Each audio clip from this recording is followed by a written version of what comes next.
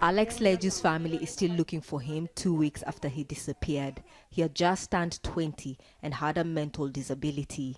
He's been missing since the second day of fighting between forces loyal to President Salva Kiir and Vice President Riek Machar in Juba. Almost 300 people were killed. My feelings are not actually good, because to lose a person in the family is rather, because he's still a young boy of age of 20, and he don't have anything that he left behind for us.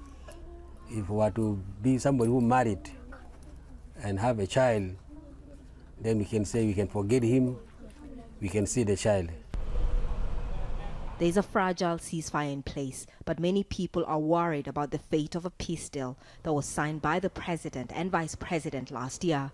It ended a 2-year ethnic war and led to the formation of a transitional government of national unity. Implementation of the agreement is a process. It is not an event. And if it is a process, then definitely we should understand that a process means doing it slowly and surely.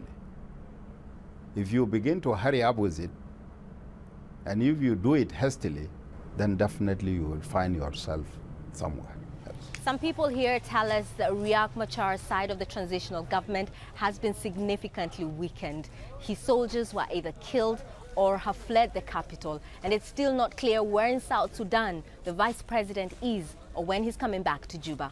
Their counterparts. His advisors say the process of implementing the peace agreement can go ahead even in the absence of their leader. The highest political bodies of the opposition movement have already endorsed this man, Taban Deng, who's the chief negotiator in the peace process, to take Machar's place in the interim. We have to assume leadership to make sure that the agreement is not falling apart. And that is what we are doing. We have to provide leadership. Politicians from both sides have maintained they are committed to the peace deal, and they're trying to make the most of a transitional arrangement that is far from perfect. But many South Sudanese who have suffered the most say they need their leaders to end the rhetoric and give them a country where they don't have to worry about their safety. Catherine Soy, Al Jazeera, Juba in South Sudan.